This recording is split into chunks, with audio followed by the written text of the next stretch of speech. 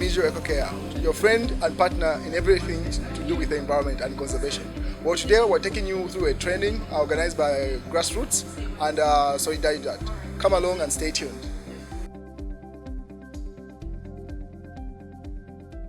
So, my name is Rolf Shenton. Pleased to meet you all. I think I've met most of you anyway. And I run Grassroots Trust with Sebastian and Jaffa Kora, who is a lawyer. He's not here. He's actually doing some exams. He apologizes. Jaffa's from Luembe, and him and I formed Grassroots in 2012 finally to address problems in his area really. We've been trying to look at how to get investment into Luembe, which is just across the Luangwa in the Eastern Province. How to get investment there without people having to give their land away. And how to get investment to ensure that Zambians could actually invest their land, invest their assets as a partnership in a business. So we worked on something called Land Safe for a very long time. And our friend Ian Manning wrote a thesis on this, which you should look up because it's kind of useful. The whole idea was not to end up in a Zimbabwean situation where foreigners own all the land in 20, 30 years' time. So Land Safe was quite a useful thing. Just trying to look at all the Zambian laws and all the things that people need, and it took us a very long time. Ian put it together, Dr. Ian Manning put it together, and you'll see it on the internet, Land Safe. Very useful document. So the idea was to try and think about how to help Zambia see a future which was bright, because we saw it as not bright. The majority of people got left behind in this country in this development. Few of us have done okay. Few of us are thriving. Few of us have got education, good education. Few of us have got good jobs, but the majority are really on the decline. And together with their lives, their economies are not doing well. And the economy is based on, or directly, 9 million people rely on the environment for their living. And so we started looking at, okay, how do we fix this? And the idea was already there from a lot of work we've been doing with Alan Savory, Holisitc Management, we met Astri, kind of sort of set stuff a bit later. Alan Savory was here in the 50s. My dad was in game department, and Alan Savory was in game department. He came as a biologist in 55. And he started following these buffalo in Northern Province. There was still buffalo there, believe it or not. You won't find any today. But there were big herds going from Basama to Lusaka. And he kept on wondering, following these things and wondering why they don't finish the grass. Because he had been brought up with cattle, and the cattle always seemed to finish the grass. And the pasture degraded. And how does the land need to behave? How do we need to behave to the land so that it's growing fast, so that it produces enough resources, so that everybody comes on board and gets rich?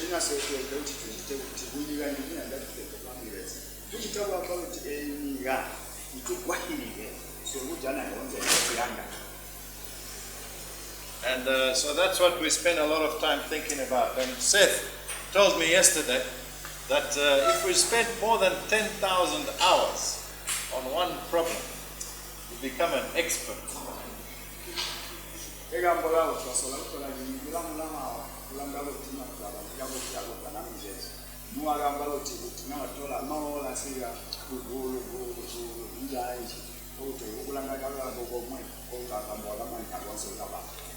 So we're all experts in this room, I hope. There's nobody more clever than the other.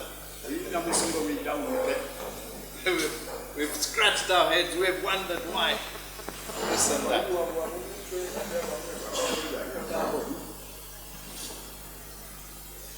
We've really wondered why there's climate change and why people are moving to town.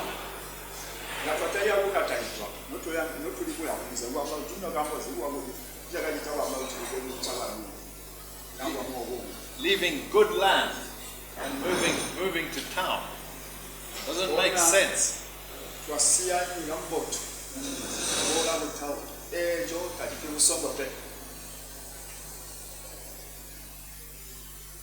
Finishing resources. How is it possible? People have been living here for thousands of years, longer than anywhere else on earth. Some of us left Africa and we became Indians, we became Chinese, we became Europeans.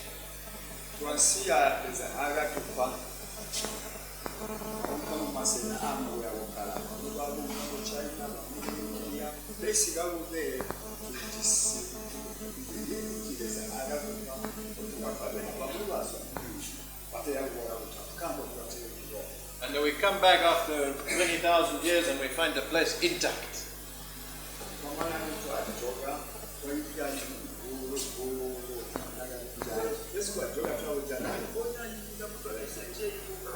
And we've more or less finished the rest of the world, all the resources. We've eaten all the animals, we've finished all the trees, we've even started planting trees in Europe. We come here and everything's okay.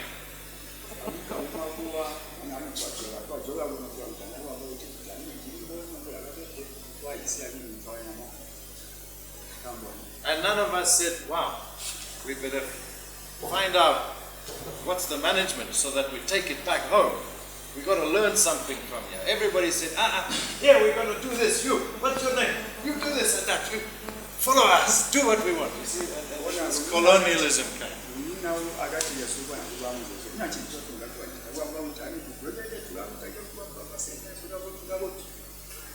And resources finished.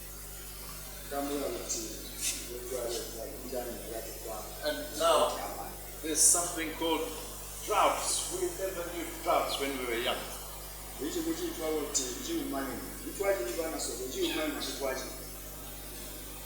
And there's floods. There's floods everywhere. We never knew floods when we were young.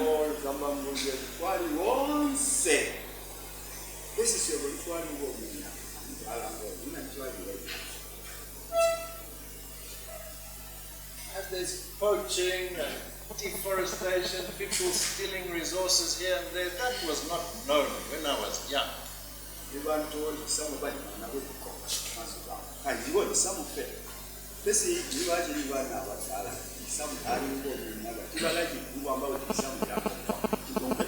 There was an order. If you needed a treat, you would go to the headman, you discuss why do you need a treat. I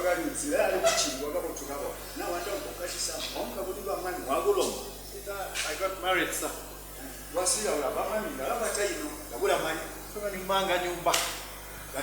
want to build a house. Or maybe I'm a fisherman, I need a boat, I need to cut a tree. I have to have a reason to cut a tree. And the reason for that is I need a boat. Then he'll tell you, okay, you're going to cut that tree there, but what will be?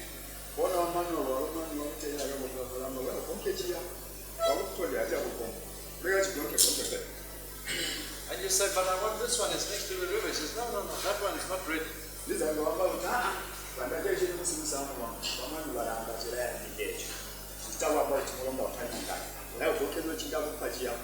This one needs another 10 years. That one is ready. He knew each and every tree. And now today, really, it's just everybody. Walk out, cut a tree. Don't ask even anybody. People want land, they just grab land.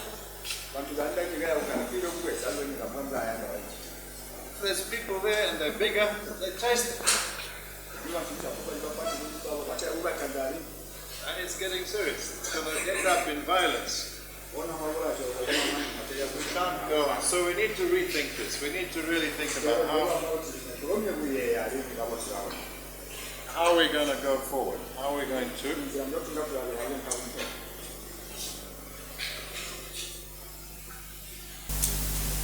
So anyway, I don't want to talk for too long, but that's the idea, is to try and find a way in which our trees, our wildlife, and our fish, and our water, and our soil is all improving while everybody's getting better.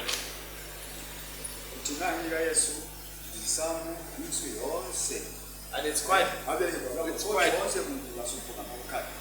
complex. You know, there's a lot of issues that you have to consider. Because so far, I think the idea in Zambia has been, let's make money, just like the rest of the world is about making money. How do we make money? Economy.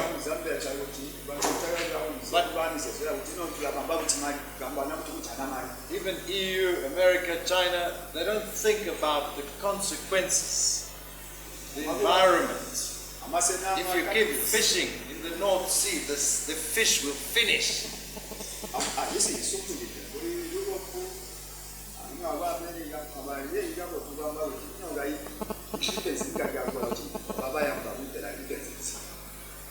In my life, we started here. I was born in Kafue National Park. It was very beautiful, lots of big animals and big trees.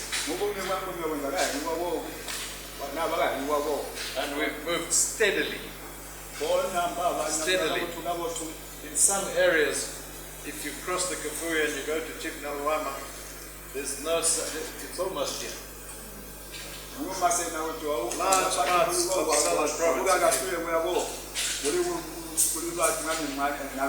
6 districts in southern province this year, yesterday, according to Met, have drought, crop failure, complete crop failures.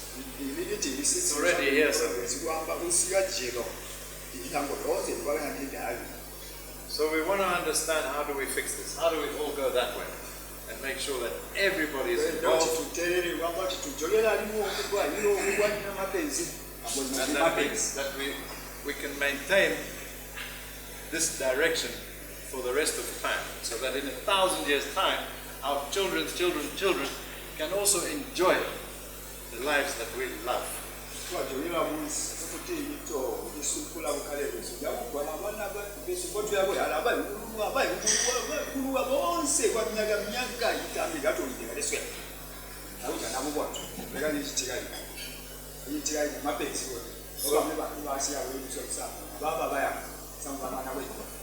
So we started this, and then we started talking about it on Facebook. We started going to meetings. Douglas from Caritas said, hey, that sounds good, come and help us here in the Eastern Province. We went there, we've worked in several chiefdoms there. We've tried to share the idea which Seb has got, which is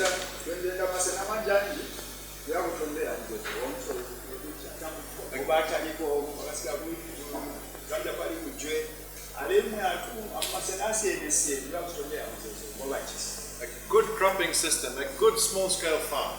Sebastian, one of the top, highest yields, no fertilizer, 20 years.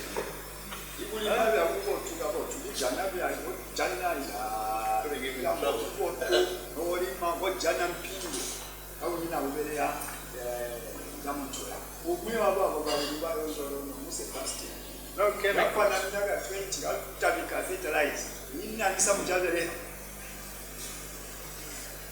Very few chemicals. If there's any chemicals, I've never seen them. Very high, good soil. Soil has improved. This was the same field. Sebastian bought this part. This man still continues here. Same field. Same soil.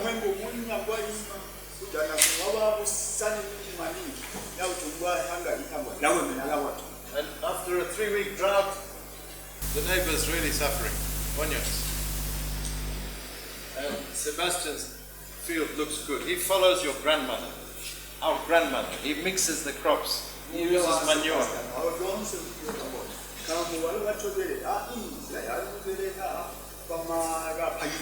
And the man next door, he plows, he compacts the soil with a tractor, and he puts fertilizer, and he gets cheap fertilizer, and he puts herbicides there to make the lines clean.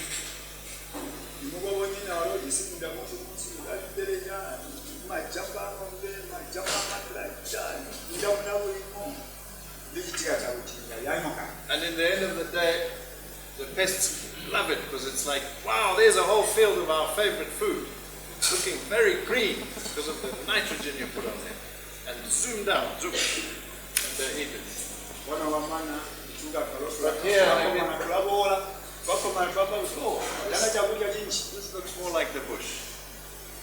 And when there's a heavy rain, this is after a heavy rain, 87 mils, not a drop of water in Sebastian's field. The water just goes in.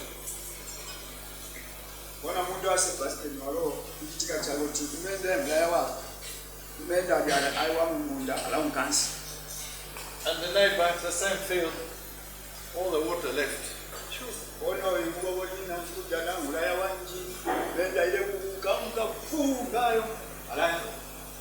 So Sebastian, this guy has climate change and this one doesn't.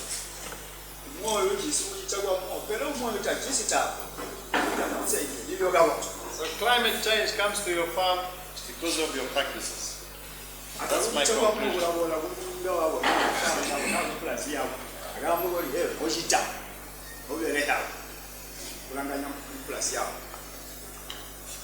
So on Sunday we'll go to Sebastian's farm. We can learn more about the cropping.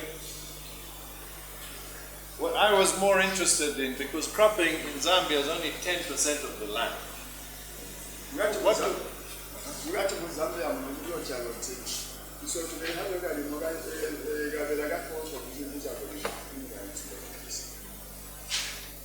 how do we manage the rest of the 90% so that it's also improving?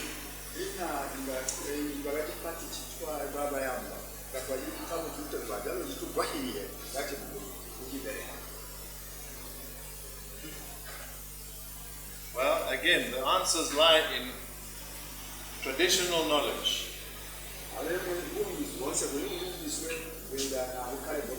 If we think about it, 100 years ago, there was no dipping for cattle.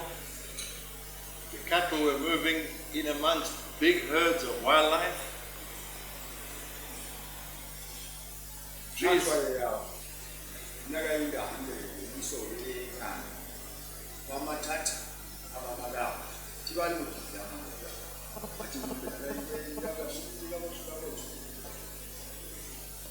Trees were managed. Of course, people used trees. But they were managed in a way that the trees would never finish.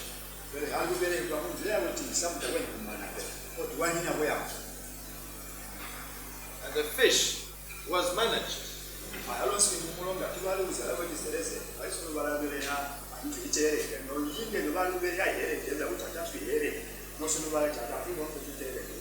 There was Malabolo.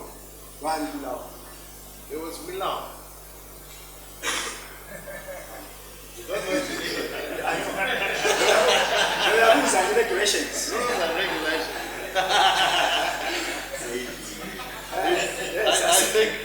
Rules and regulations. I think in Chivembe it's called Amafundi. Is that right? So there's to be, when you think of going to get a tree, then you think, what's the Amafundi here? Or if you want to get caterpillars, you wait for the chief to announce, this is the time to collect caterpillars. You can't just walk out and collect. When you get there to the tree, you don't cut the tree down because the Amafundi says, you're not allowed to cut the tree. You have to climb up, shake the tree and make sure you collect the caterpillars. You can't start cutting the tree because you're too lazy to climb up.